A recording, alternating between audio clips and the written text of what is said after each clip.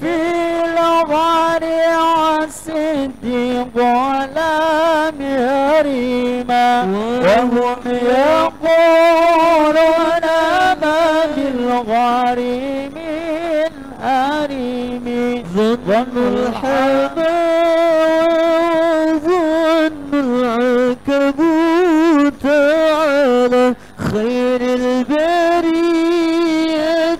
لم تسج ولم تحومي وقاية الله أغنت عن مضاعفات من الدروع وعن عال من الأطم ما سبني الدهر ضيما واستجرت به إلا نلت جوارا منه ولم يضم ولم تمست غنى الدارين بيده إلا استلمت الندى من خير مسلم لن تنكر الأحياء برؤياه إن له قلبا إذا نامت العينان لم ينام فذاك حين بلوغ من نبوته فليس ينكر فيه حلم تليم تبارك اللهم وحي بمكتسب ولا نبي على غيب بمنتمي كم أبرأت وسيبا باللمس راحته وأطلقت أريبا من ربقة الأمام وأحيت السادة الشهباء دعوته حتى حكت غرته في الأعصار الدرومي يا عريض يا جدا أخلت البيضاح بها سيبا من اليم أو سيلا من العريم دعني واسفي له ظهرت ظهور نار القيران ليلا على عالمي بدر ويزداد حسنا وهو منتظم وليس ينقص قدرا غير منتظم فما تطول أمل المديح إلى ما فيه من كرم الأخلاق والشياب آيات حق من الرحمن محدثات قديمة صفات الموصوف بالقدم لم تقترن بزمان وهي تخبرنا عن المعاد وعن عاد وعن إرام دامت لدينا ففقد كل معجزات من النبيين إذ جاءت ولم تدومي محكمات فما تبقينا من شبائر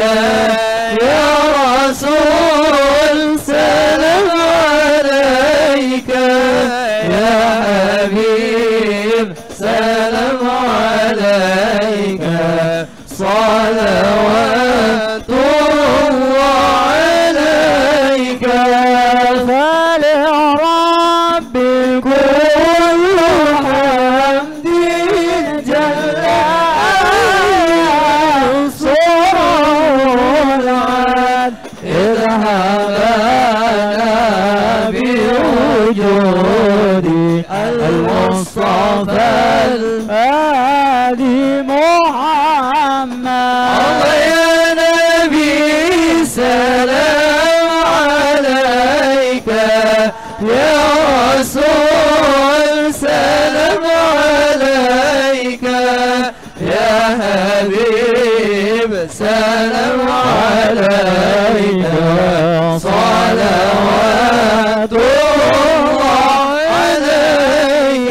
مرحبا يا رسول الله أهلا مرحبا بك إن بك نسعد. مرحبا مرحبا يا نور العين مرحبا مرحبا جد الحسين مرحبا وبجاه يا إلهي مرحبا جود وبلغ كل مقصد. مرحبا مرحبا يا نور العين مرحبا مرحبا جد الحسين واهدنا ناجى سبيلي مرحبا مرحبا كيبي مسعد ونرشد مرحبا مرحبا مرحبا يا نور عيني مرحبا مرحبا مرحبا جد الحسين مرحبا مرحبا ربي بلغنا بجاهي مرحبا مرحبا بجوار خير مقعد مرحبا مرحبا مرحبا يا نور عيني مرحبا مرحبا مرحبا جد الحسين مرحبا مرحبا صلاة الله تغشى أشرف الرسل محمد وسلام مستمر كل حين يتجدد صلى الله على محمد مرحبا صلى الله عليه وسلم مرحبا صلى الله على محمد مرحبا صلى الله عليه وسلم مرحبا فاجعل مجتمعنا يا الله ضيعت حسن الختام يا الله ربي فاغفر لي ذنوبي يا الله ببركة الهادي محمد يا الله واعطينا ما قد سألنا يا الله من عطاياك الجسام يا الله ربي فاغفر لي ذنوبي يا الله بركة الهادي محمد يا طلع البدر علينا من ثنيات الوداع وجب الشكر علينا ما دعا لله إذا طلع البدر علينا من ثنيات الوداع وجب الشكر علينا ما دعا لله طلع البدر علينا من ثنيات الوداع وجب الشكر علينا ما دعا لله أيها المبعوث فينا جئت بالأمر المطاع طلع البدر علينا من ثنيات الوداع وجب الشكر علينا ما دعا لله كريم الأضاح منا بلقاء خير الأنام وبلغ المختار عنا من صلاة والسلام طلع البدر علينا من ثنيات الوداع وجب الشكر علينا ما دعا لله رضانا ساد يا واسلين ورضانا سادي وسنين قابل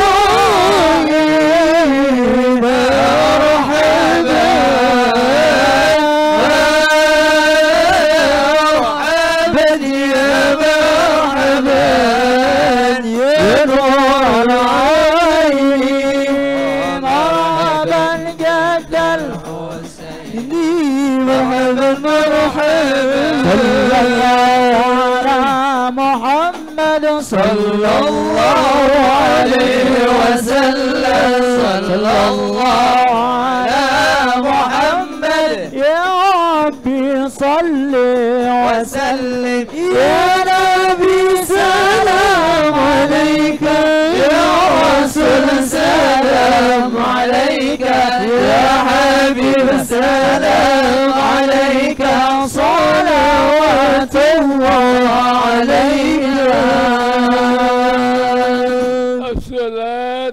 الصلاة والسلام عليك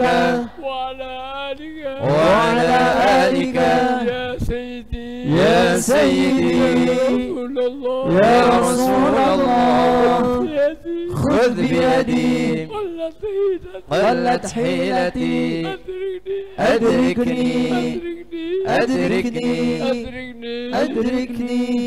أن لا إله إلا الله أشهد أن لا إله إلا الله وأشهد أنك رسول الله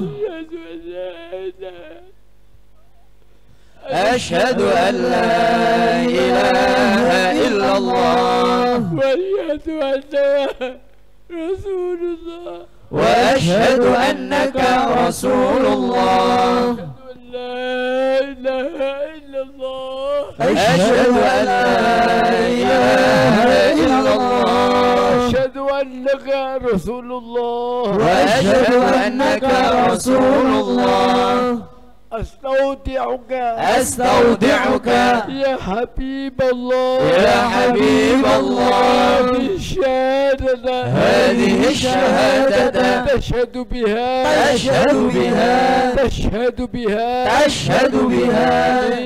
لي عند الله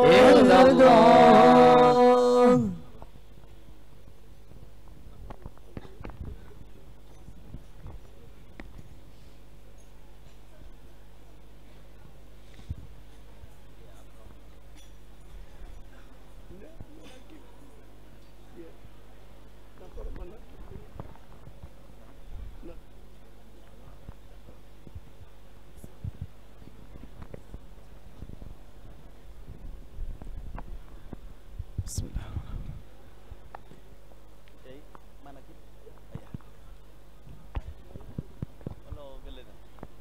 بسم الله. أهلا خير حبيبنا إن شاء الله.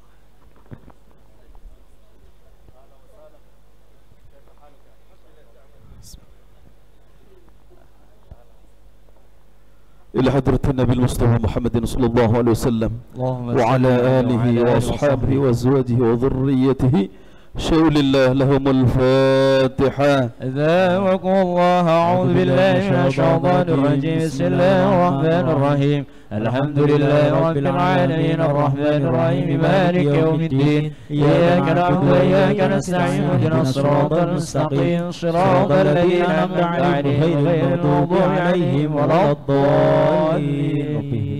ثم إلى حضرة إخوانه من الأنبياء والمرسلين والأولياء والشهداء والصالحين وجميع الملائكة المقربين خصوصا الشيخ حمد القادر على الجيلاني قدس الله سره رضي الله عنه شاء لله لهم الفاتحة. أعوذ بالله من الشيطان الرجيم. بسم الله الرحمن الرحيم. الحمد لله رب العالمين الرحمن الرحيم مالك يوم الدين. إياك نعبد وإياك نستعين اهدنا الصراط المستقيم صراط الذين أنعمت عليهم غير المغضوب عليهم ولا الضالين. ثم إلى أرواح أهل القبور من المسلمين والمسلمات والمؤمنين والمؤمنات من مشارق الأرض إلى مغربها برها بحرها ونخصوصا لأرواح آبائنا وأمهاتنا وجدودنا وجداتنا ومشايخنا وأستاذنا ونخصوص إلى أرواح الولد الحبيب طالب نوصل في الطاس ونخصوص الحبيب محمد بن طالب الطاس ونخصوص لأرواح كي مشهودي ونخصوصا monggo sebutaken keluarga keluarga kabeh sebutilar dunia ونخصوص الحبيب محمد بن أشرف عبد الله بن محسن الزكي بن طالب ساكن طالب علي محمد زين أشرف بن محسن ونخصوص بكرز الحبيب علي الحبشي ونخصوص الحبيب عبد الله بن محسن أن الله يغفر لهم ويرحمهم لدرجاتهم الجنة وينفعنا بأسرارهم وأنوارهم وعلومهم في الدين والدنيا والآخرة. الفاتحة. أعوذ بالله من الشيطان الرجيم. بسم الله الرحمن الرحيم. الحمد لله رب العالمين الرحمن الرحيم مالك يوم الدين. إياك نعبد وإياك نستعين اهدنا الصراط المستقيم صراط الذين أنعمت عليهم غير المغضوب عليهم ولا الضالين. لا إله إلا الله محمد رسول الله عليه صلوات الله. شيخ عبد القادر ولي الله. لا إله إلا الله محمد رسول الله عليه صلوات الله. شيخ عبد القادر ولي الله. لا إله إلا الله محمد رسول الله عليه صلوات الله. شيخ عبد القادر ولي الله. آمين الله آمين. اللهم انصرنا بحق رضوان عليه ومدنا بالأسر الذي عندها لديه. اللهم انصرنا بحق رضوان عليه ومدنا بالأسر الذي عندها لديه. اللهم انصرنا بحق رضوان عليه ومدنا بالأسر الذي عندها لديه. أستغفر الله العظيم أستغفر الله العظيم أستغفر الله العظيم أستغفر الله العظيم أستغفر الله العظيم وكان كل ما حدث أستغفر الله العظيم أستغفر الله العظيم أستغفر الله العظيم أستغفر الله العظيم للآباء والأمهات أستغفر الله العظيم للآباء والأمهات أستغفر الله العظيم للآباء والأمهات أستغفر الله العظيم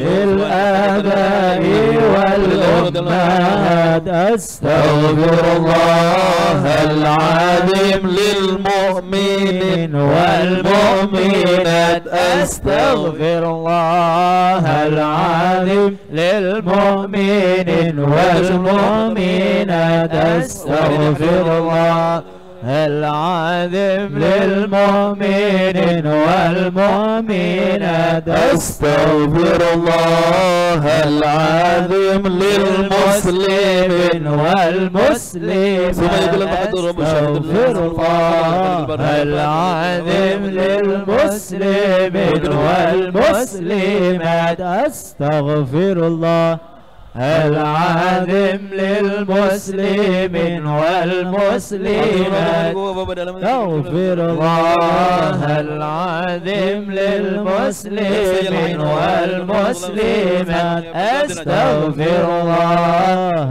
العظيم للمسلمين والمسلمات آمين الله آمين الله من شاء وحد رضوان عليه ومدنا بالأسر الذي أودعها لديه اللهم انصرنا وحد رضوان عليه ومدنا بالأسر الذي أودعها لديه اللهم انصرنا وحد رضوان عليه ومدنا بالأسر الذي أودعها لديه يا الله يا مجيب يا كريم أجب دعانا يا الله يا مجيب يا كريم أجب دعانا يا الله يا مجيب يا كريم أجب دعانا يا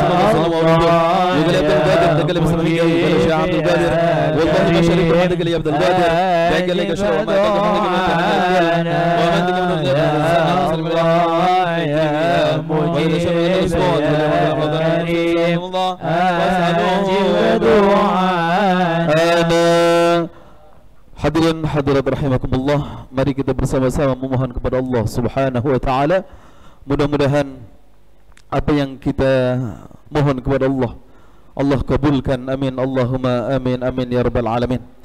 Ila hadratin Nabi Mustafa Muhammadin sallallahu alaihi wasallam. Kama la rajab ikhwani min al-anbiya wal mursalin wa ali kullin wa ashabi kullin wa azba'i kullin thumma ila arwahil awliya al-mutasarrifin khususan li hadrat sayyidina al-Ghaz سلطان الأولياء الشيخ عبد القادر الجيلاني وسائر الأولياء والعلماء الصديقين وشهداء الصالحين وجميع شيخنا ومشايخنا وآبائنا وأمهاتنا أخواننا المسلمين والمسلمات والمؤمنين والمؤمنات. الفاتحة. أعوذ بالله من الشيطان الرجيم. بسم الله الرحمن الرحيم. الحمد لله رب العالمين الرحمن الرحيم مالك يوم الدين.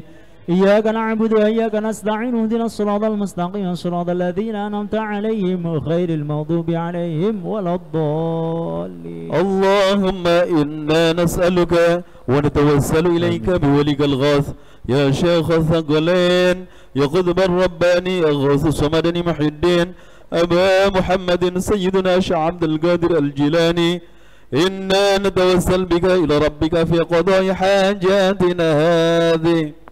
اللهم اغفر لي ذنوبي الأحياء. اللهم إنا نسألك سلامة في الدين وعافية في الجسد وزيادة وبركة في الرزق. اللهم طول أمورنا في طاعتك ونور قلوبنا واستر عيوبنا واكشفنا. اللهم إنا نسألك رضاك والجنة ونعوذ من سخطك من النار. اللهم إنا نسألك العافية والعافية. اللهم إنا نسألك ونتوسل إليك بوليك الغاث يا شيخ الثقلين يا قطب الرباني يا غوث الصمداني يا محي الدين أبا محمد سيدنا شيخ عبد القادر الجيلاني إنا نتوسل بك إلى ربك في قضاء حاجاتنا هذه. اللهم اجعل هذا الرباط رباطا مباركا نافعا وفي هذا الزمان وانفعنا بالله والوباء. اللهم اغفر لحالنا. اللهم اجعلنا وولدنا وذريتنا وتلاميذنا من أهل العلم وأهل الخير وأهل الصلاة وأهل الزكاة وأهل الصوم وأهل الحج وأهل الذكر وأهل الشكر وأهل القرآن وأهل الجنة ولا تجعل شرورنا. ربنا هب لنا من أزواجنا وذريتنا قرة أعين واجعلنا للمتقين. ربي هب لي من الصالحين. ربي هب لي من الصالحين. اللهم إنا نسألك ونتوسل إليك بوليك الغاث يا شيخ الثقلين يا قطب الرباني يا غوث الصمداني يا محي الدين أبا محمد سيدنا شيخ عبد القادر الجيلاني إنا نتوسل بك إلى ربك في قضاء حاجاتنا هذه. اللهم اصلح أمة محمد. اللهم ارحم أمة محمد. اللهم اجعل أمة محمد. اللهم ادفع عنا البلاء والوباء والكورونا وأهل السنة. اللهم نسألك العافية. اللهم اقضي لحاجاتنا وحاجات جميعتنا. اللهم انفعنا بما علمتنا. اللهم ارزقنا رزقا حلالا طيبا وسهلا. اللهم صل على ربنا آتنا في الدنيا حسنة وفي الآخرة حسنة وقنا عذاب النار. صلى الله عليه وسلم.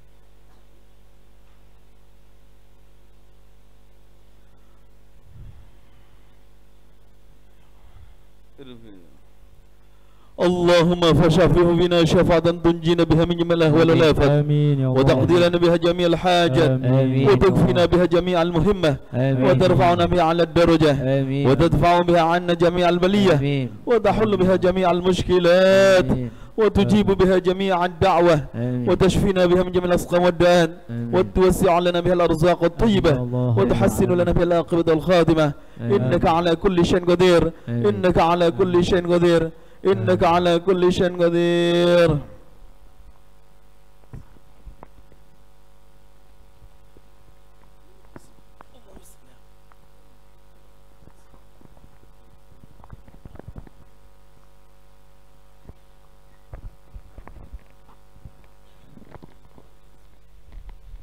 Donga niki semua hajat hadirin hadirat, semua yang ditinggalkan di rumah hajatnya terkabulkan fi dini wa dunya wal akhirah. Dan muktamar NU di Lampung jangan sampai gegeran, aman, aman, berkah, berkah, berkah demi Indonesia yang damai dan permai. Jangan kalau ada sesuatu yang muskil dimudahkan oleh Allah Subhanahu barakatuh. Niki Kanjeng Nabi dan para anbiya seluruhnya dan sahabat dan berkanya Wali Songo dan para muassisin NU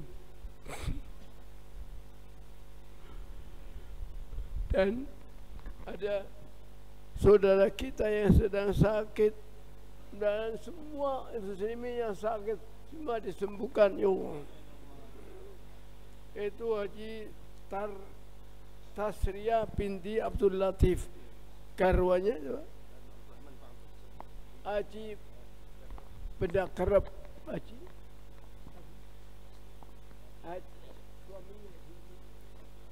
Habib Abdurrahman Al-Ba'bud dari Benda Kerep. Dan semuanya umat Islam yang sakit disembuhkan oleh Allah.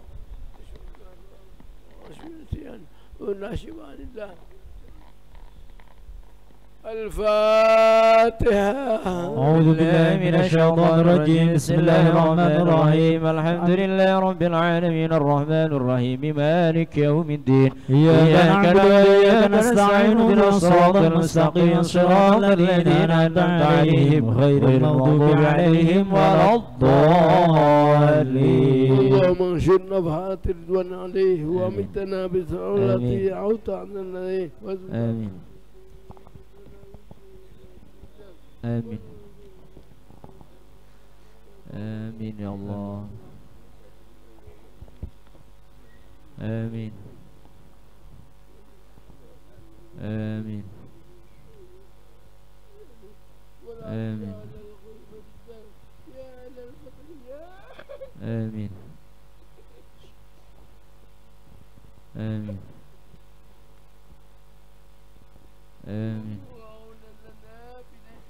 الطلبات آمين يا الله يا ابن آمين أي محمد بن هاشم أي طالب بن يوسف أي الحبيب أي الأولياء الله أولياء الله يا الله موهبة الله كونوا عونا لنا في نجاح الطلبات آمين كونوا عونا لنا في نجاح الطلبات آمين كونوا عونا لنا في نجاح الطلبات وقضاء الديون وترك الذنون وإزالة الحجب والغياء وحسن الخواتم والعواقب وكشف الكروب وغفران الذنوب عباد الله رجال الله أغيثونا لأجل الله وكونوا عوننا لله حسن الله بفضل الله حسن الله بفضل الله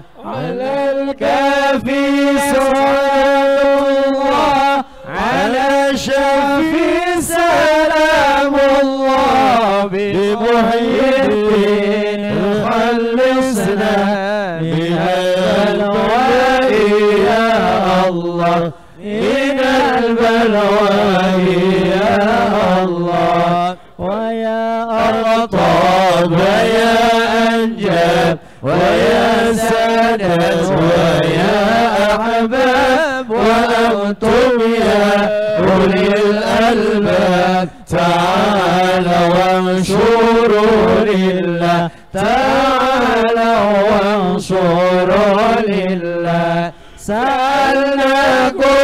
سألناكم وللزلفى رجوناكم وفي أمر قصدناكم فشدوا عزمكم لله فشدوا عزمكم لله فيا ربي بسادتي تحقق لي إشارتي عسى تأتي بشارتي ويشفو وقتنا لله ويشفو وقتنا لله بكشف الحب عن عيني ورفع البين من بيني وطمس الكيف والأين بنور الوجه يا الله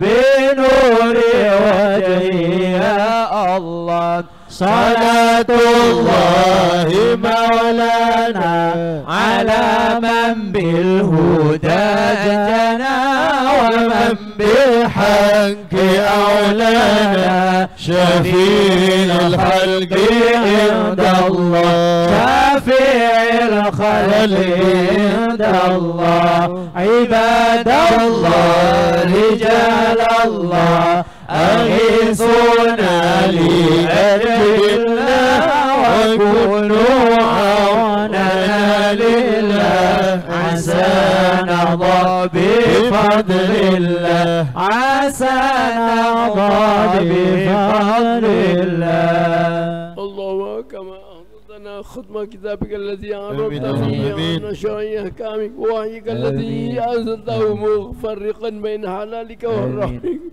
ولا تبتدع للتعرضين ثواب التدين وهدتنا على لسان وعيد شديدة عن ذهابك الأليم فاجعلنا ممن تلين قلوبهم عند سماع آياته ويدينوا لك بامتثال أوامره ومنهياته فاجعله نورا نسعى به إلى أرصاد القيامة وسلما نعرج به إلى دار المقامة اللهم صل به علينا كلب السياق إلى تنامنا الرحيل وبلغت الروح إلى من التراقي وتجلى ملك الموت لغبتها من هجب الهيوم وقيل من راق والطف الساق والطف الساق بالساق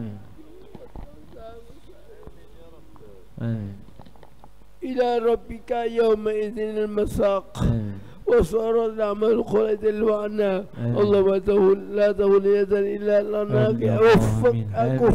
أكفا تضرعت إليك وأنت في صلواتها عليك رقعة وجدا بين يديك ولا تقيد عنك الجحيم مغتاما سعت بأنت بأنك في مالتيك ولا تسمع أسماء تنزلت بحلاوة تلاوة كتابك الكريم ولا تسبي بالله معين بلد ومن بجاتبك الذين اللهم صل على سيدنا محمد وسلم وعلى آله وصحبه أطيب القلوب أطباء وأطباء القلوب وعلى أمته الذين غشت عنهم وأنلتهم كل ما مطلوب آمين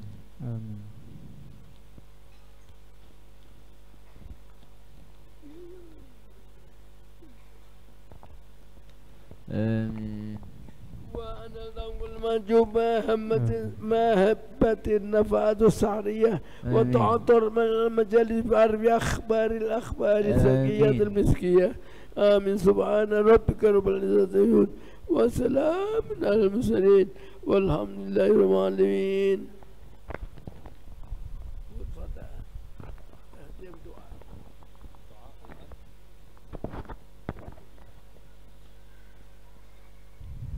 بسم الله الرحمن الرحيم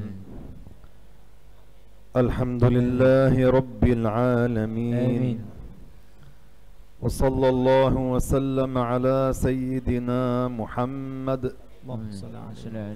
أشرف المرسلين وحبيب رب العالمين.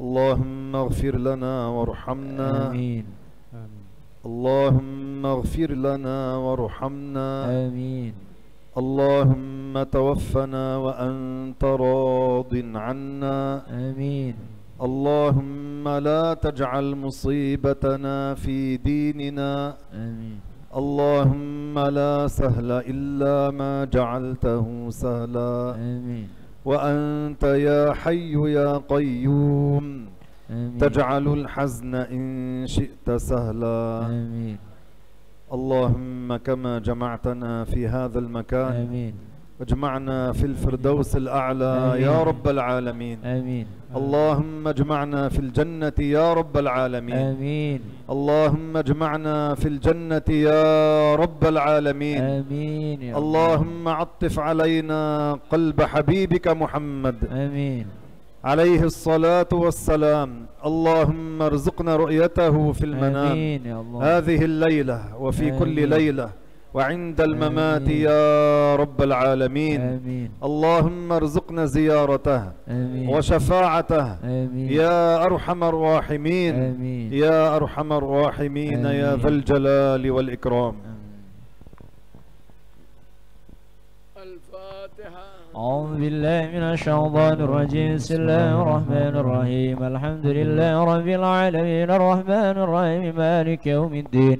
إياك نعبد وإياك نستعين اهدنا الصراط المستقيم صراط الذين أنعمت عليهم غير المغضوب عليهم ولا الضالين. Sami saya semuanya mantap hanya pada Allah dan Sayyidina Rasulullah sallallahu alaihi wasallam. Mohon TP hari ini ben semua bangsa Indonesia niki damai, permai, sentosa, barokah lan saudara umat Islam putune nganti terakhir nyambung al arwah junudum mujannadah tajnidan azaliyan. Semuanya semoga orang Islam bangsa Indonesia semuanya barokah damai aman dan muktamar di Lampung dengan barokah aman dan tidak ada gangguan. Ala hadiniya wa kulliya salihah ala amanau syaitu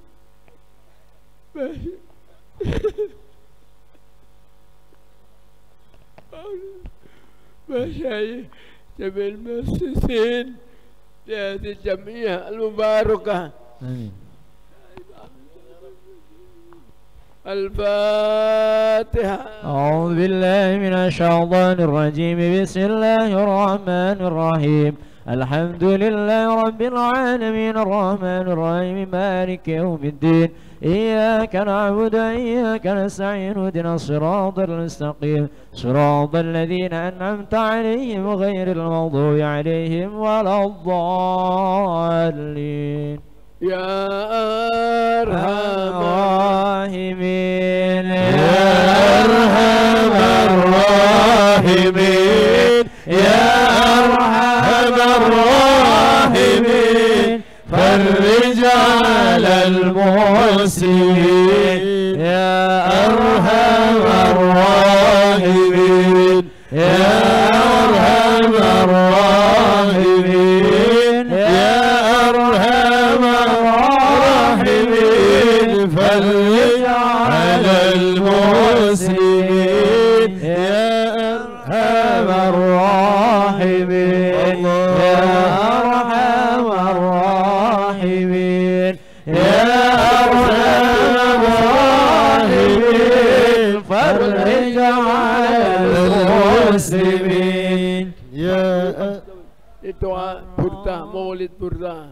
يا أكرم الخلق ما لمن ألوذ به سواك إلا حلول للحديث العامم ولن يضيق رسول الله جاهك بي إذا الكريم تجلى باسم منتقم فإن من جودك الدنيا وضرتها ومن علومك علم اللوح والقلم يا نفس لا تقنطي من زلة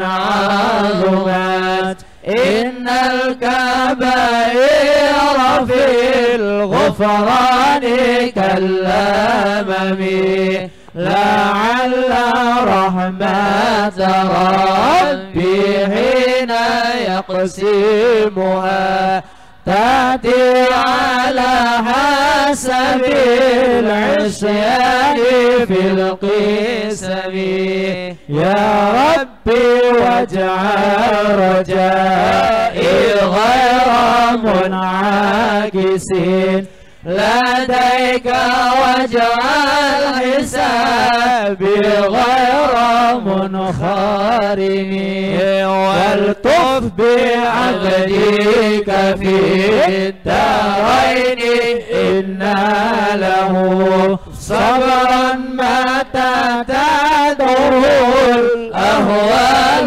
ينهزم وأذن لصحب صلاة منك دائمة على النبي بمنهل ومنسجم ما رنحت عذبا بالباني ريح صبا وأضرب العيس بالعيس بالنغم ثم الرضا عن أبي بكر وعن عمر وعن علي وعن عثمان ذي الكرم والآل والصحب ثم التابعين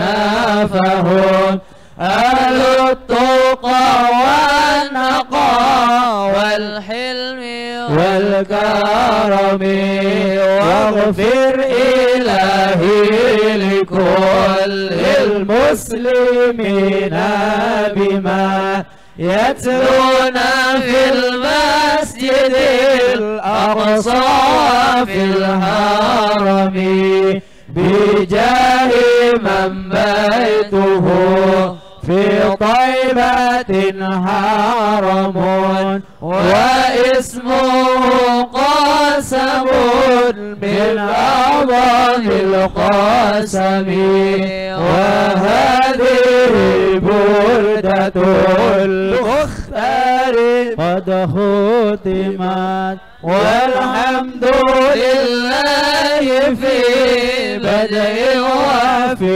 ختم أبياتها قد أتت 60 مع 100 فرج بها كربنا يا واسع الكرم ومن تكن برسول الله نصرته يتلقاه الحسن في أجابها الساجمين ومن تكن برسول الله نصرته يتلقاه الحسن في أجابها تجبي ومن تكن برسول لله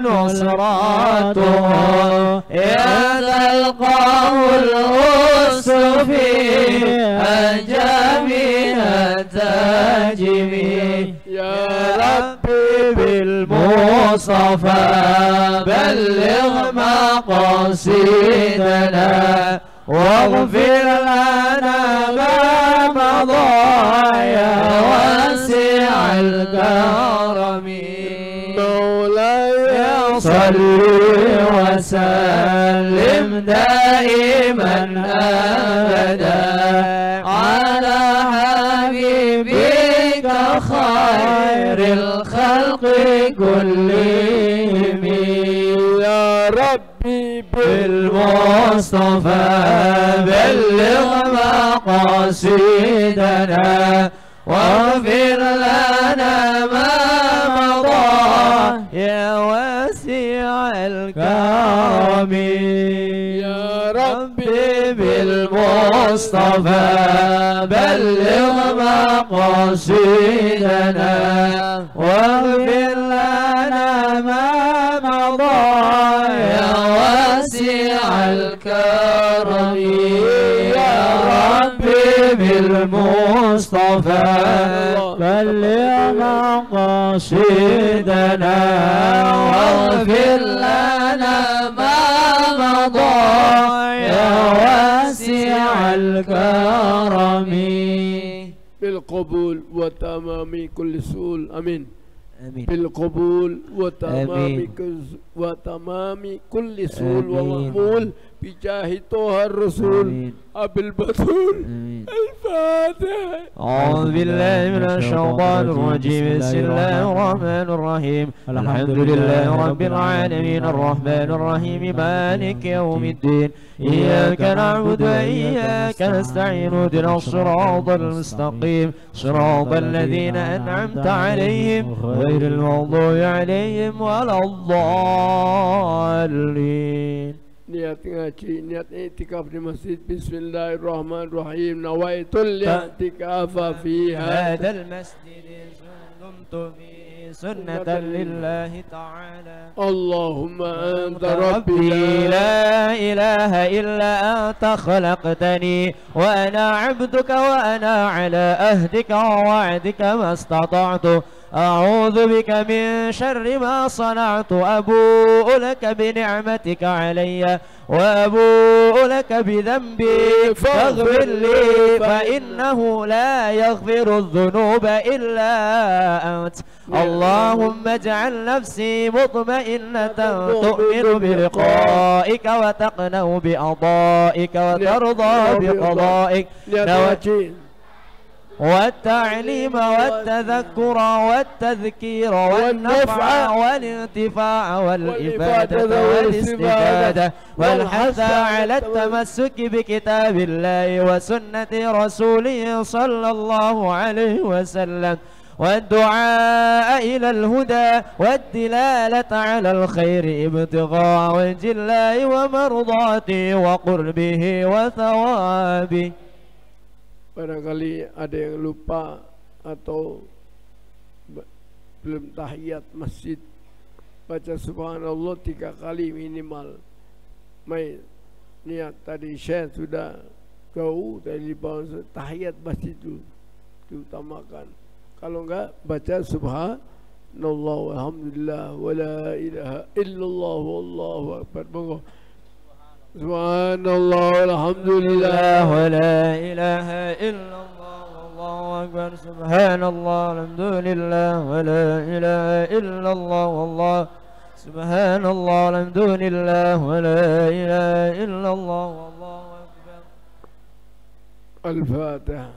أعوذ بالله من الشيطان الرجيم. بسم الله الرحمن الرحيم. الحمد لله رب العالمين الرحمن الرحيم مالك يوم الدين. إياك نعبد وإياك نستعين اهدنا الصراط المستقيم صراط الذين أنعمت عليهم غير المغضوب عليهم ولا الضالين.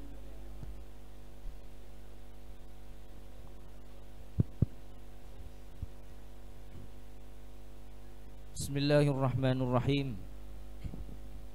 المكرم فضيلة الشيخ طارق غنام اللبناني الحسني حفظه الله ومتعنا الله بطول حياته والوفد المرافق له، حضرة الكريم شيخ معهدنا ومربي أرواحنا كالحاج أمين الدين مشهوري، متعنا الله بطول حياته وعافيته وأمده بالصحة والعافية. الحبائب المحترمين العلماء أسعدكم الله، وفي مقدمتهم الحبيب محسن بن طالب العطاس والحبيب أحمد بن عقيل العطاس حافظهم الله وحفظ الأبرار، اللهم آمين. أحييكم تحية إسلامية، وتحية الإسلام هي السلام. السلام عليكم ورحمة الله وبركاته.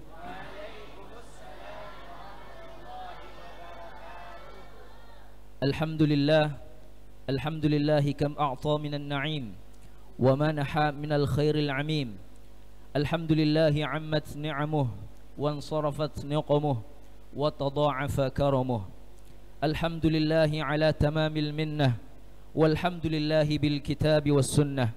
نحمدك اللهم ما همع سحاب ولمع سراب واجتمع أحباب وقرئ كتاب، والصلاة والسلام على سيدنا محمد الرسول المصطفى والنبي المجتبى وعلى آله وصحبه ومن اهتدى بهداه. أما بعد، فيا أيها الحفل الكريم، إنه لمن دواعي الغبطة والسرور أن تكتحل أعيننا برؤيتكم يا سيدنا في هذا المعهد الحبيب، في هذا الصرح التعليمي، في معهدنا الحبيب دار النجاة للتربية الإسلامية الحديثة. وإنه لشرف كبير أن يتبارك هذا المكان وهذا المعهد بقدومكم ويزدان بأنواركم. فحضوركم في هذا المعهد الحبيب هو عين حضوركم، حضور جدكم المصطفى صلى الله عليه وسلم، ورؤيتنا إياكم هي عين رؤيتنا لنبينا صلى الله عليه وسلم، كما نتمنى وكما نرجو أن نرى نبينا صلى الله عليه وسلم يقظة ومناما. آمين اللهم آمين. فحللتم أهلا ووطئتم سهلا بين طلابكم ومحبيكم يا شيخنا. فالطلاب هؤلاء الطلاب وهؤلاء الطالبات طلابكم وطالباتكم أيضا، وهذا المعهد معهدكم أيضا. فأتمنى أن تكون هذه الزيارة تتلوها زيارة أخرى في أفضل الأوقات، في أفضل الساعات وأسعد الأوقات.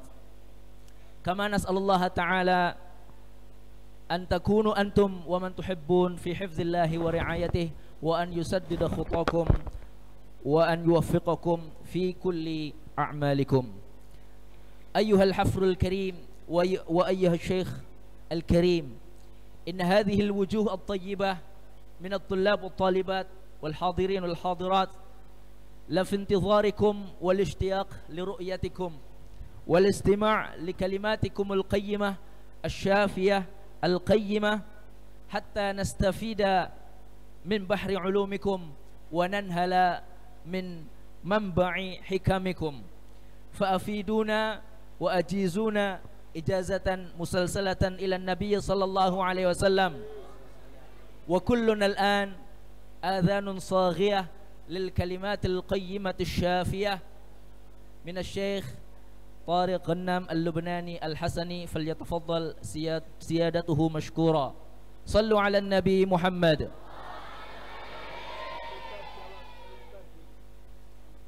وسيتشرف بترجمة الشيخ أستاذ عبد العزيز أستاذ أحمد محفوظ، فليتفضل سيادته مشكورا. صلوا على النبي محمد.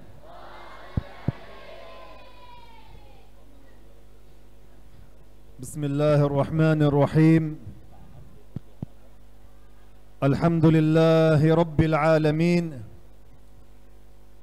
وصلى الله وسلم على سيدنا محمد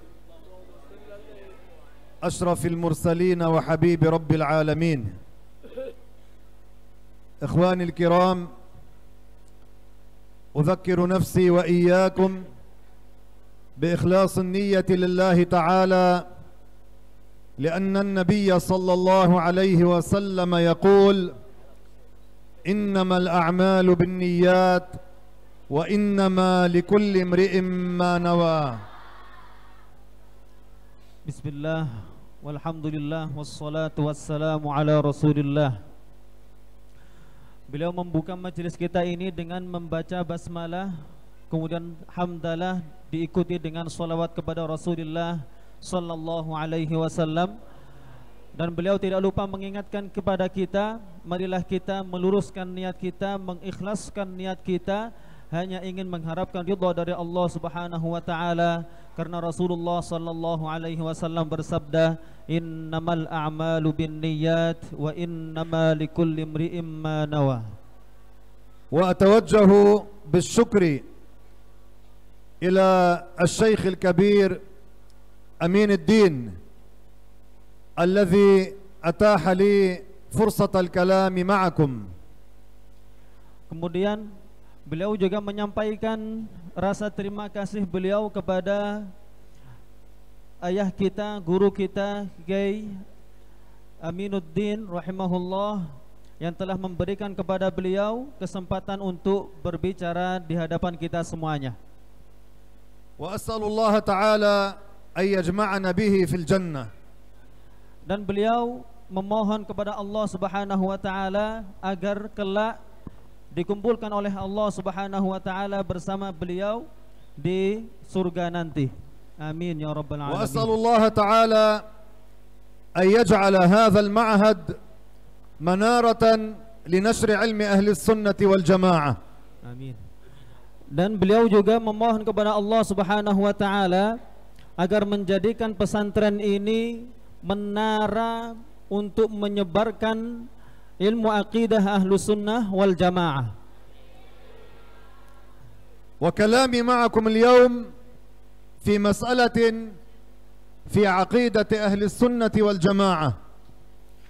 Topik pembicaraan beliau malam ini adalah dalam permasalahan tentang aqidah Ahlus Sunnah wal Jamaah. Fa'atamanna 'ala al-kull ay yurakkiz tamaman fima naqul.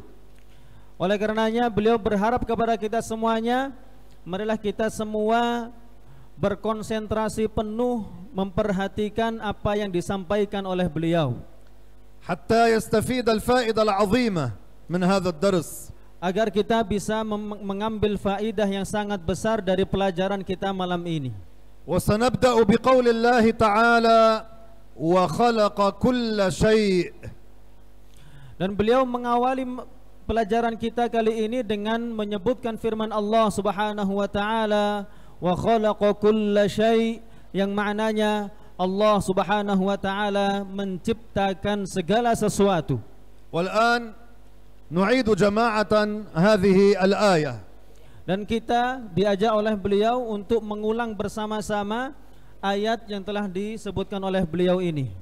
قال الله تعالى قال الله تعالى قال الله تعالى قال الله تعالى وخلق كل شيء كل شيء قال الله تعالى قال الله تعالى وخلق كل شيء وخلق كل شيء. نريد الأصوات أن تكون أعلى. Beliau pengen suaranya lebih keras lagi. 1, 2, 3. قال الله تعالى وخلق كل شيء قال الله تعالى وخلق كل شيء قال الله تعالى وخلق كل شيء قال الله تعالى وخلق كل شيء.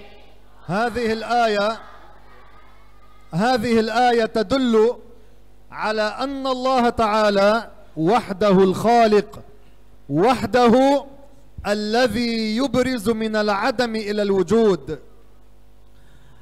Ayat yang mulia ini menunjukkan kepada kita bahwa Allah Subhanahu wa taala adalah satu-satunya pencipta, satu-satunya yang mengadakan sesuatu dari awalnya tiada menjadi ada. Allah Ta'ala wahdahul khaliq. Jadi Allah Subhanahu wa taala adalah satu-satunya pencipta.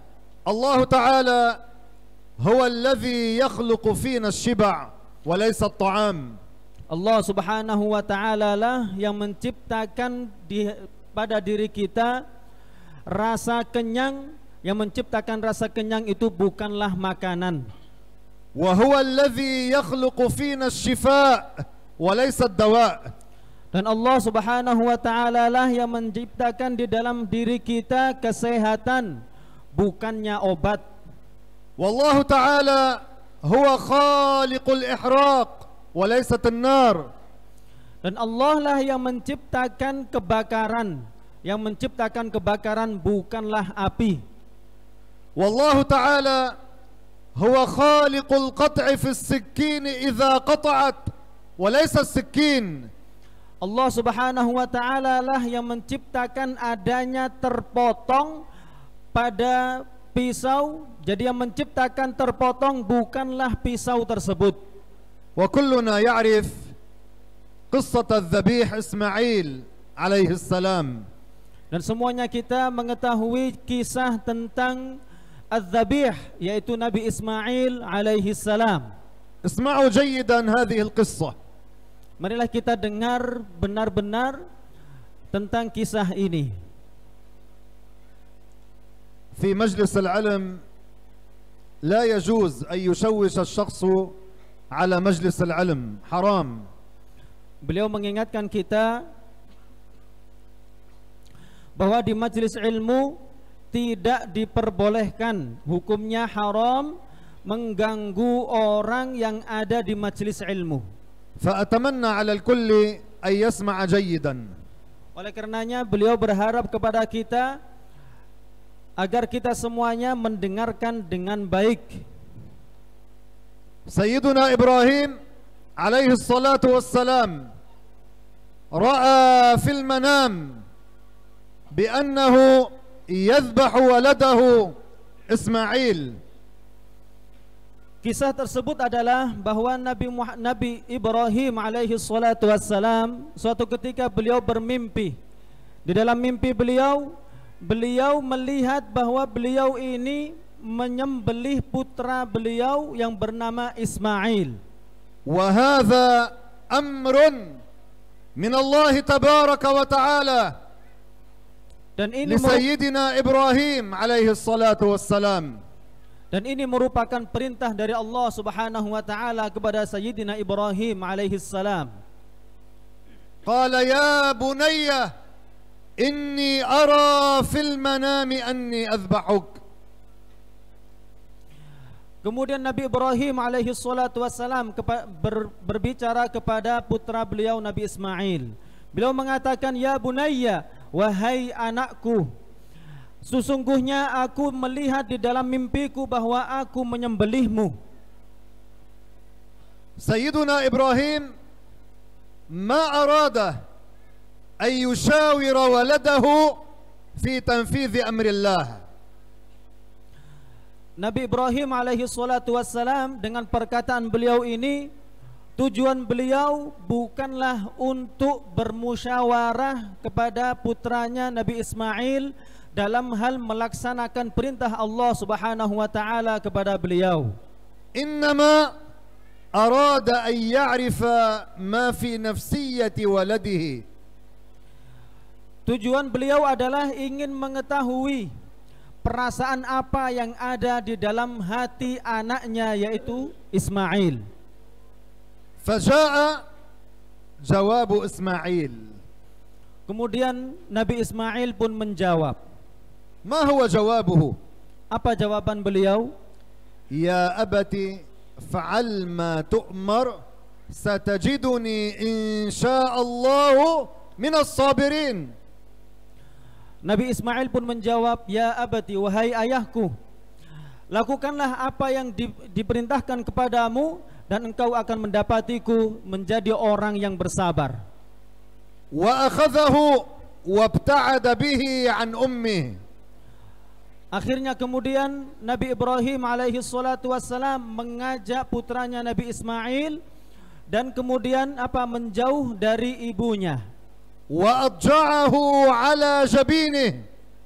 Kemudian beliau pun membaringkan, menidurkan dalam posisi miring siapa? Nabi Ismail alaihi salatu wassalam. Wa ata bis-sikkin. Kemudian Nabi Ibrahim mengambil pisau liyadhbaha Ismail, untuk menyembelih putra beliau Nabi Ismail. Wa amarraha ala unuqi waladih. Dan kemudian beliau pun menggesek-gesekkan pisau tersebut di atas leher putranya. As-sikkin lam taqta'. Meskipun seperti itu, pisaunya tidak bisa memotong. Khaliqul qat'i fiha huwa Allah. Yang menciptakan adanya terpotong pada pisau adalah Allah Subhanahu wa taala. Allah taala huwa khaliqu kulli syai'. Allah Subhanahu wa taala adalah pencipta segala sesuatu. Al-an as'alukum. Sekarang beliau bertanya kepada kita, wa uridu al-jawab bi sautin 'alin. Dan beliau ingin ada jawabannya itu adalah bersama-sama dengan suara yang sangat kuat. Man alladhi khalaqa as-sama'?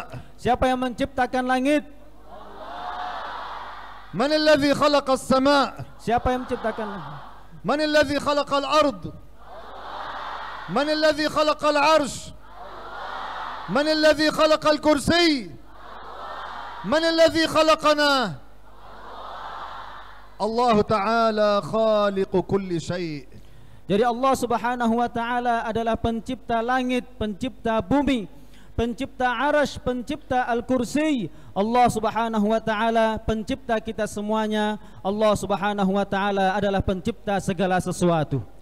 An-Nabi Ibrahim alaihi salatu wassalam amarra as-sikkin ala unuqi waladih Ismail alaihi salam.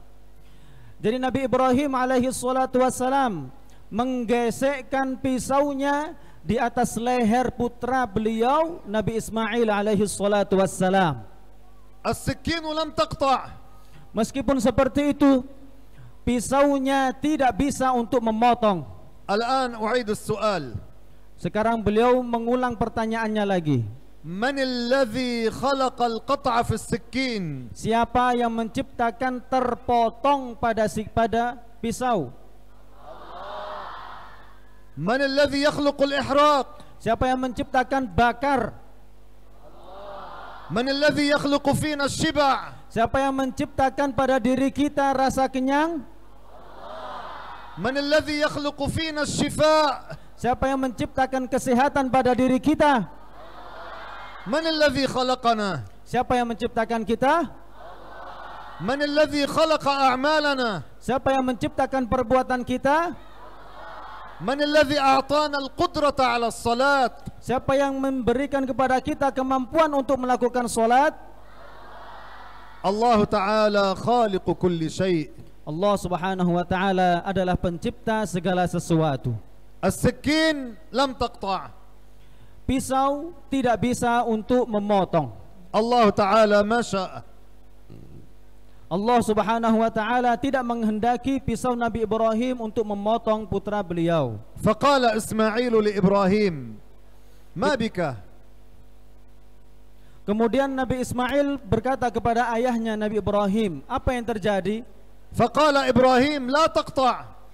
Kemudian Nabi Ibrahim mengatakan, pisaunya enggak bisa untuk motong. فقال إسماعيل طعن بها طعنا. Kemudian Nabi Ismail mengatakan, tusuklah aku dengan pisau tersebut. فلم تقطع. Ternyata tidak bisa memotong juga. وفدي إسماعيل بكبش عظيم من الجنة. Subhanallah. Kemudian Nabi Ismail pun ditebus oleh Allah Subhanahu wa taala dengan seekor kambing domba yang sangat besar dari surga. فكانت سنة الأضاحي. فكانت سنة الأضاحي. Dengan hal inilah kemudian disunnahkan untuk menyembelih kurban. لذلك في عيد الأضحى يسن أن يذبح المسلم. Oleh karenanya pada hari raya Idul Adha disunahkan bagi orang muslim untuk memberikan hewan kurban, menyembelih hewan kurban. فالله تعالى هو الخالق. Jadi Allah Subhanahu wa taala dialah yang menciptakan. الآن نعيد الآية التي بدأنا بها الدرس. Sekarang beliau mengajak kita, mari kita baca ayat yang kita baca tadi di awal pelajaran. قال الله تعالى قال الله تعالى وخلق كل شيء. وخلق كل شيء. قال الله تعالى قال الله تعالى وخلق كل شيء. وخلق كل شيء. الآن أنتم أعيدوا قال الله تعالى. Sekarang kita sendiri, enggak pakai dipimpin sama beliau. قال الله تعالى وخلق كل شيء. قال الله تعالى وخلق كل شيء. هذا اعتقاد أهل السنة والجماعة. Jadi inilah keyakinan Ahlus Sunnah wal Jamaah. وهنا انتبهوا جيدا. Di sini perhatikan dengan seksama. الأنبياء والأولياء لا يخلقون مضرة ولا منفعة. Para nabi dan juga seluruh para wali, mereka semua tidak bisa menciptakan satupun manfaat dan juga tidak bisa menciptakan satupun kemara bahaya. ولكن النبي كما كان ينفع قبل موته بإذن الله ينفع بعد موته بإذن الله. Hanya saja seorang nabi sebagaimana beliau semasa hidupnya memberikan manfaat dengan izin Allah, nabi ini setelah meninggal juga bisa memberikan manfaat dengan izin dari Allah Subhanahu wa taala. الآن قولوا معي جماعة sama-sama.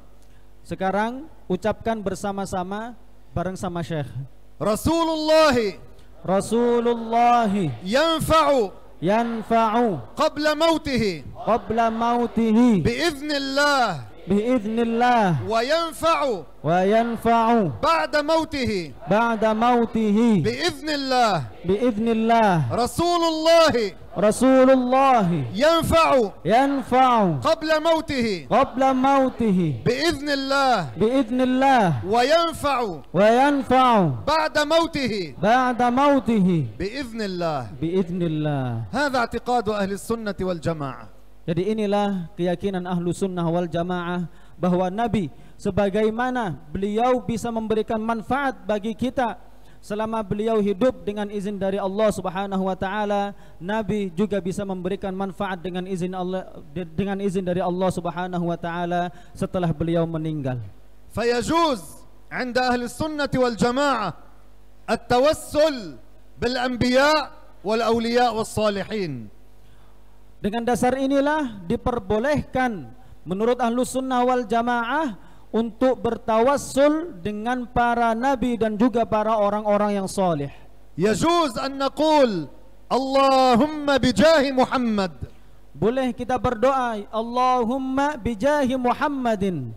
ما معنى التوسل؟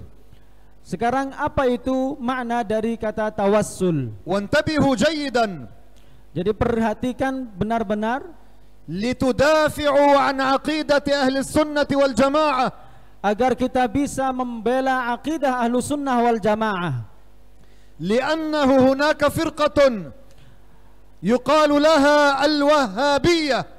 Karena ada seorang kelompok, ada sebuah kelompok yang bernama Wahabiyah. لو جاءوا إلى هذا المجلس Seandainya mereka datang ke majelis ini وسمعوا الشيخ الحبيب وهو يقول اللهم بجاه الشيخ عبد القادر لقالوا له يا مشرك والعياذ بالله تعالى. Seandainya ada di antara mereka datang ke majelis ini dan mereka mendengarkan Habib Muhsin, beliau mengatakan Allahumma bijahil Habibi Muhammad, mereka akan mengatakan kepada Habib Muhsin, ya musyrik, wahai orang yang musyrik. Kaifa naruddu alaihim? Bagaimana kita bisa membantah mereka? Hadza ma'na an nudafi'a an dinillah. Inilah arti dari kita membela Ahlus Sunnah wal Jamaah. Bi an na'rifa kaifa naruddu ala haula. Yaitu dengan cara kita mengetahui cara bagaimana membantah orang-orang itu. Alladzina yaqulun at-tawassul syirkun. Yang mana mereka mengatakan bahwa tawassul adalah perbuatan syirik. Ma huwa at-tawassul? Jadi apa itu tawassul? Talabu husuli manfa'atin. Tawassul adalah talabu husuli manfa'atin, meminta, memohon memohon didapatkannya manfaat dan dijauhkannya kemadharatan, mara bahaya min Allah. Mintanya kepada Allah Subhanahu wa taala. Al-muslim i'tiqaduhu al-khaliqu huwa Allah. Jadi seorang muslim keyakinannya adalah bahwa pencipta adalah Allah. An-Nabi Muhammad la yakhluqu syai'an. Nabi Muhammad tidak bisa menciptakan sesuatu apapun. Al-Syekh Abdul Qadir Al-Jilani la yakhluqu syai'an. Syekh Abdul Qadir Al-Jilani tidak bisa menciptakan apapun. Al-Syekh Ahmad Al-Rifa'i Al-Kabir radhiyallahu anhu la yakhluqu syai'an. Syekh Ahmad Al-Rifa'i Al-Kabir, beliau juga tidak bisa menciptakan sesuatu. Manil Khaliq? Jadi siapa itu pencipta? Allah. Manil Khaliq? Allah. Allah Ta'ala wahdahul Khaliq. Allah Subhanahu wa Ta'ala, dialah satu-satunya sang pencipta. Hadza i'tiqadul muslim. Inilah keyakinan seorang yang muslim. Fahal yajuz an yaqul ya Rasulullah? Jadi bolehkah mengatakan wahai Rasulullah, ya Rasulullah? Naam yajuz. Jawabannya adalah boleh. Li'annahu ma ma'na ya Rasulullah? Karena apa itu arti dari kata ya Rasulullah, wahai Rasulullah? Ay ya Rasulullah, id'u Allah li. Artinya adalah wahai Rasulullah, doakanlah kami, doakanlah aku. Al-muslim la yaqul ya Rasulullah ikhluq li kadza. Seorang muslim tidak pernah mengatakan ya Rasulullah, ciptakanlah bagiku sesuatu. Innama i'tiqadul muslim al-khaliq huwa Allah. Jadi keyakinan seorang muslim adalah bahwa pencipta adalah Allah. Walakin al-muslim ya'taqid annahu yajuz ay yatawassala bi Rasulillah. Hanya saja seorang muslim meyakini bahwa diperbolehkan untuk bertawassul dengan Rasulullah sallallahu alaihi wasallam.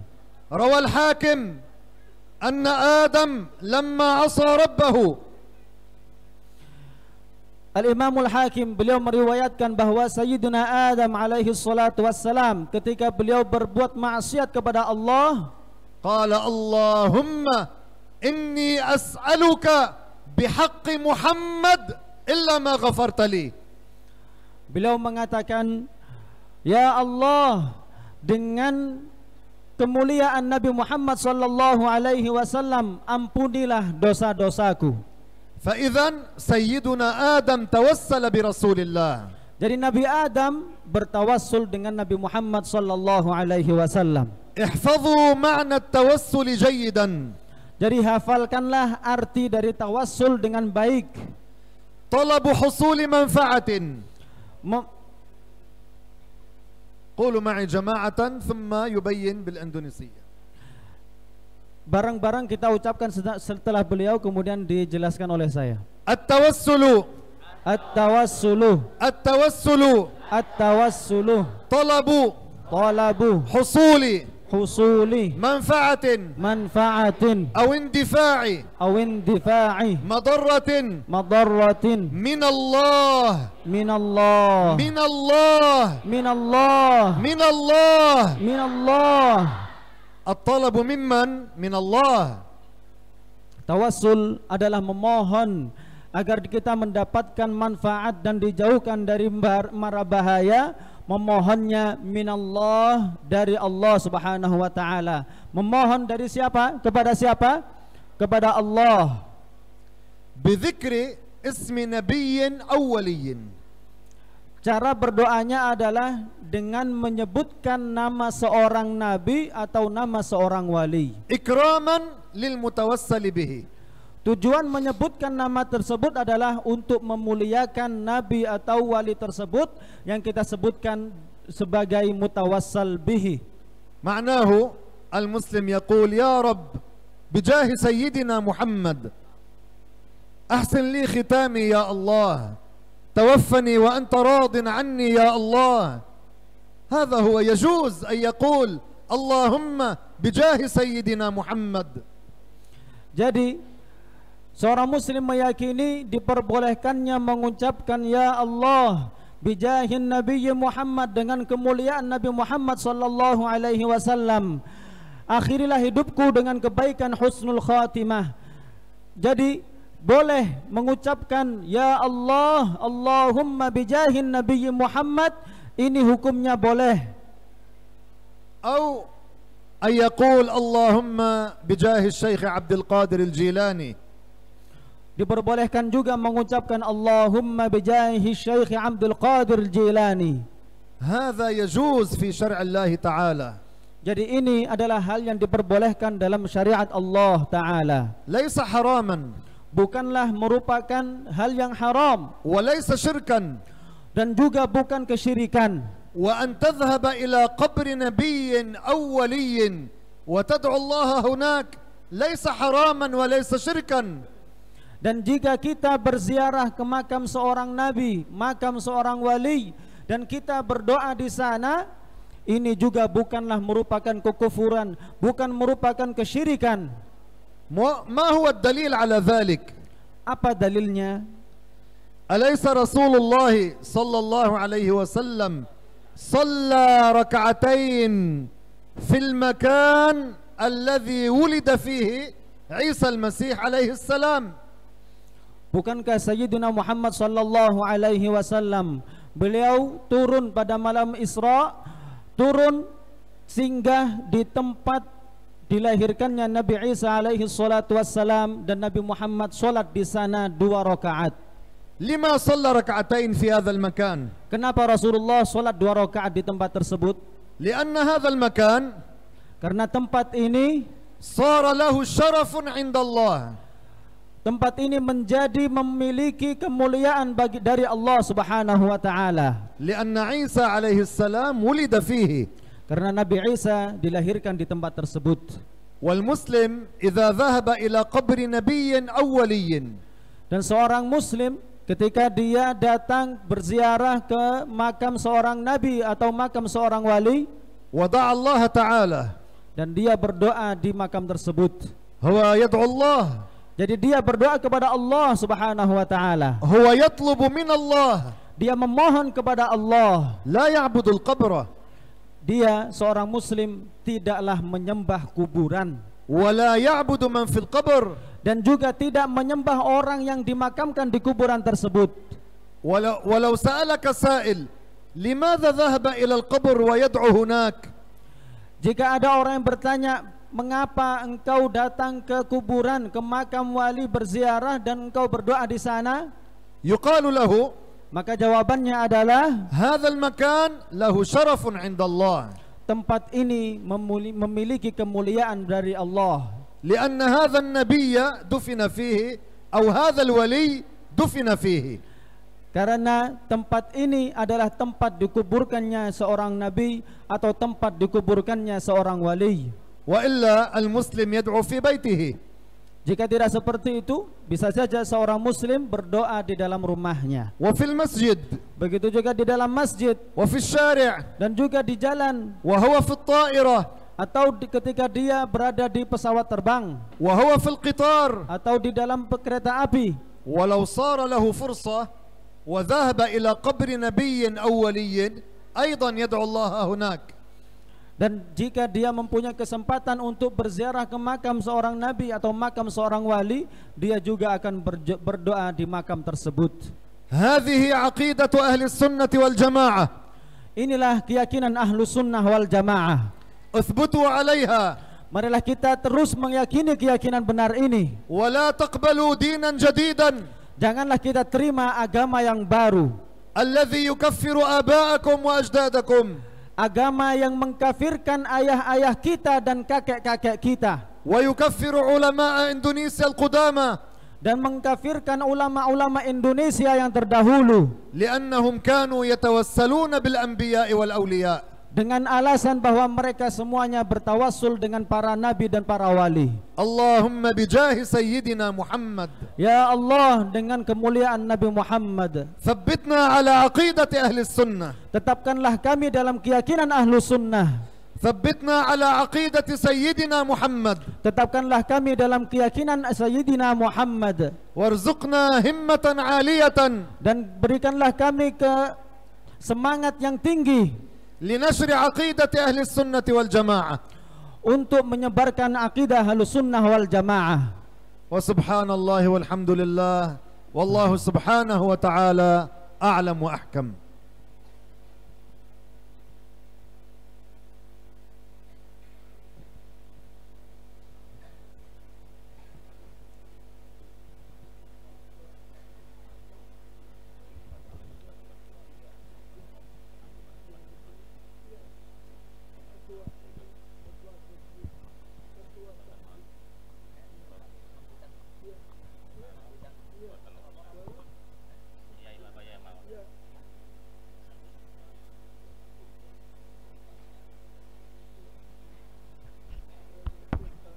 Nashkurukum ala husni nasihatikum wa hikmatikum al-qayyimah. Asallahu an yanfa'a wa an tanfa'a hadhihi nasaih lana wa lil ummah jami'an.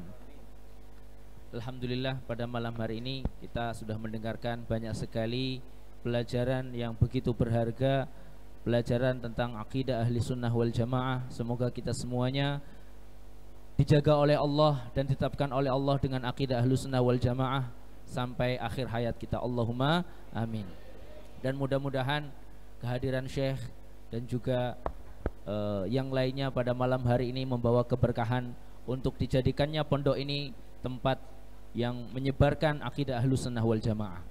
Selanjutnya, alhamdulillah, pada malam hari ini juga kita kedatangan tamu istimewa dari pengurus NU PCNU Brebes. Insyaallah beliau Kiai Aqsa akan memberikan sambutan 1 kata 2 kata untuk memberikan siraman rohani atau nasihat kepada kita semuanya. Semoga bisa membawa keberkahan dan manfaat di pondok kita ini. Kepada beliau pengurus Tanfidiyah PCNU Brebes Kiai Haji Aqsa, kami persilahkan. Shallu ala Nabi Muhammad.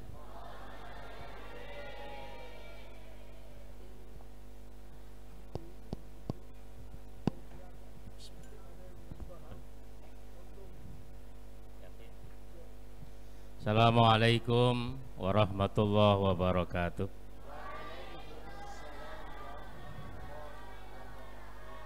Alhamdulillahilladzi fadala bani adama bil ilmi wal amali ala jamil alam.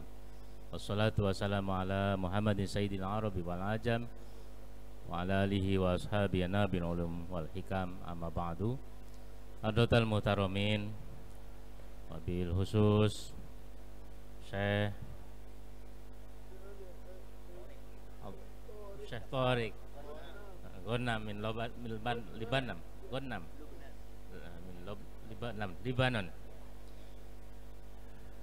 yang sama-sama kita muliakan, kita hormati Abah Yai Amin, guru kita. Saya hormati Mas Syai. Alhamdulillah kami bersama pengurus NU Kabupaten Brebes, ada Gus Sudin dan yang lainnya, Mas Syai, anak-anakku tercinta semuanya, santriwan santriwati. Kita bersyukur kepada Allah Subhanahu wa Ta'ala. Alhamdulillah, malam ini malam yang membahagiakan kita semuanya, malam yang menggembirakan kita semuanya, karena hari ini kita kedatangan tamu yang mulia. Beliau Syekh Tariq dari Libanon, yang tentu mudah-mudahan memberikan manfaat bagi kita semuanya, membawa berkah kita semuanya. Tadi juga alhamdulillah dengan ilmunya sudah kita sampaikan, mudah-mudahan insya Allah manfaat bagi kita semuanya. Pada kesempatan yang berbahagia ini tentu kami mumpung ketemu dengan santriwan santriwati Darun Najat yang sedang menimba ilmu untuk terus semangat belajar, karena penting bagi anak-anak semuanya untuk menghadapi masa depan yang tentu banyak tantangan.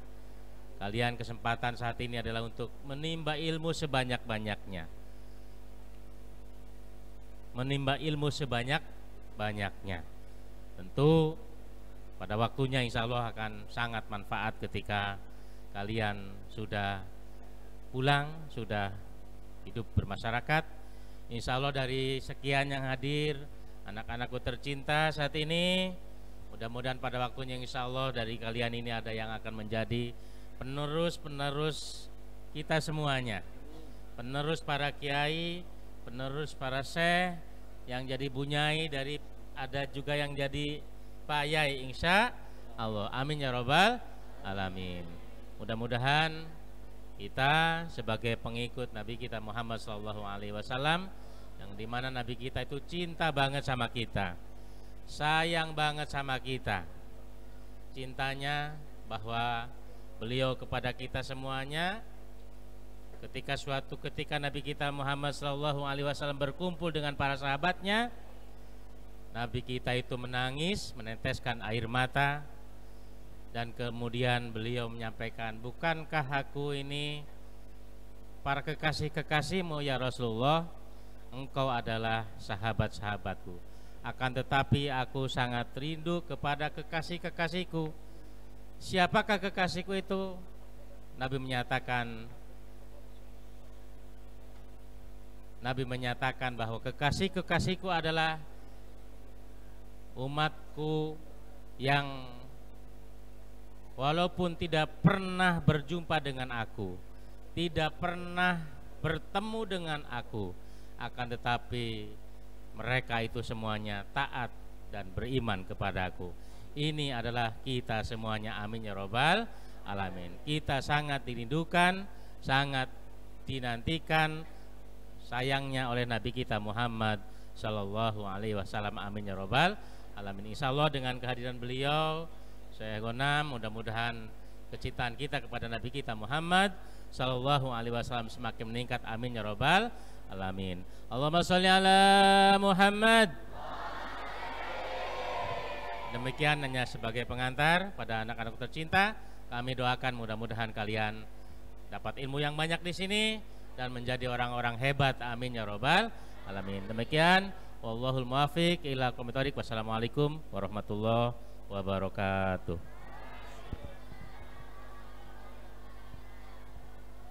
Ya, mudah-mudahan bermanfaat. Terima kasih, syukron. Ketahui ada Al-Imam Syadzili Asy-Syadzili Abil Hasan Ali Asy-Syadzili Syekh Abdul Qadir Jilani. Pernah ditanya oleh muridnya, mahya haqiqatul mutaba'ah, sebenarnya ikut itu apa? Ru'yatul matbu'i, itu Allah fi kulli syai' wa inda kulli syai' wa ma'a kulli syai'. Ru'yatul syai', ru'yatul matbu' itu Allah dan kanjeng Nabi. Melihat hatta HP menyala itu bukan casingnya, chargernya, tapi Allah Subhanahu wa ta'ala. Sehingga melihat apapun di dunia ini yang dilihat adalah Allah hakikatnya. Gak kelihatan, tapi hakikatnya tanpa Allah. Adamu bihi uniluhu a'lal maratib. Nabi Adam pun malaikat kagum. Sampai sekarang ahli sejarah yang hormat kepada Nabi Adam, bukan sujud nyembah, adalah bihi, karena nur Muhammad sallallahu alaihi wasallam. Allahumma, dan insya Allah kalau terus zikir terus, wirid terus, hidup kalian barokah, barokah, barokah. Allahumma, semua hajat kalian, kita semuanya dikabul Allah bijahin nabiyyi. Allah hakikatnya. Tapi kan Nabi qabla mauti wa ba'da mauti wa ba'da, sampai anak cucu kita yang nanggung Allah, bukan siapa-siapa. Ini saja kami mohon kepada para tamu ke kubu saya untuk ramah tamah seadanya. Kami terima kasih banget. Terima kasih Izzuddin di pengasuh Pondok Tahfidzul Quran Benda. Sekarang Kiai Izzuddin bin Kiai Haji Masruri yang makamnya di Baqi sana. Ya, mudah-mudahan semua pondok pesantren ala ahli sunnah wal jamaah barokah, barokah, barokah, dan terus dipanjangkan umurnya pengasuh sampai kami mohon doa semua yang hadir sini untuk kesuksesan muktamar dan barokah di Lampung nanti sebentar lagi tanggal berapa? Ya, 22 sampai 24 di 3 hari. Mudah-mudahan aman, sentosa. Ini demi Indonesia yang damai dan dunia yang damai, tidak gotok-gotokan, apalagi mengkafirkan satu sama lain. Jangan orang sesama Islam, hatta Yahudi, hatta kita doakan mereka dapat hidayah yang masih hidup, mudah-mudahan dapat hidayah. Jangan putus asa dapat hidayah dan menjadi muslim yang matinya husnul khotimah. Sekarang boleh jadi kafir, boleh, tapi doakan semuanya sesama Islam, yang ISIS, yang ateis, berdoakan moga kembali dan kembali dapat hidayah. Ihdinas siratal mustaqim. Ini saja. Assalamualaikum warahmatullahi wabarakatuh. Nuhun ya. Al-Fatihah. Alhamdulillah Rabbil Alamin Rahmanir Rahim Maliki Yawmiddin Iyyaka na'budu wa iyyaka nasta'in Ihdinas siratal mustaqim Siratal ladzina an'amta 'alaihim ghairil maghdubi 'alaihim waladdallin. Ya Sayyid, Ya Rasulullah, Ya man lahu al-jahid Allah, innal muslimina qad ja'u li dhanbi yastaghfirun Allah. Ya Sayyidi, Ya Rasulullah, Ya من له الجاه عند الله إن المسيئين قد جاءوا لذنبي يستغفرون الله يا سيد الرسل هدينا هيا إلينا الآن يا همة السادة الأقطاب معادنا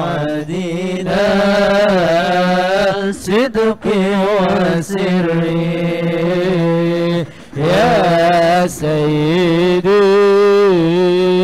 يا رسول الله يا من له الجاه عند الله إن المسيئين قد جاءوا لذنبي يستغفرون الله يا سيدي يا رسول الله يا من له الجاه عند الله إن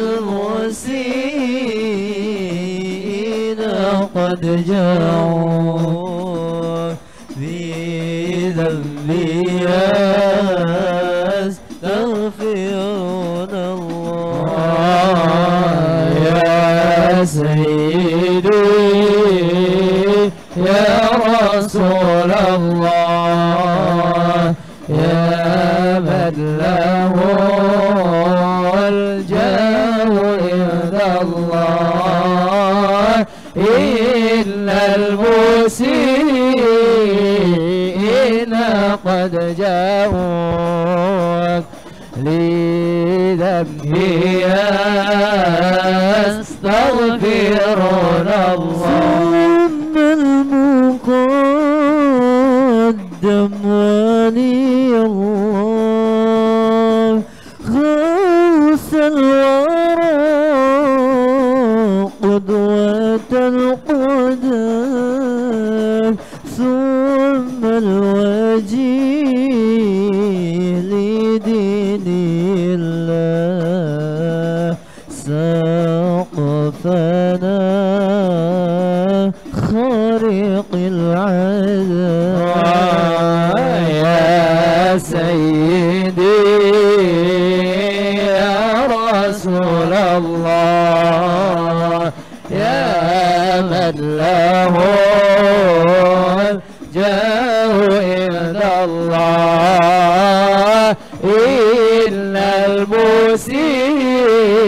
المسيئين قد جاءوا لذنبي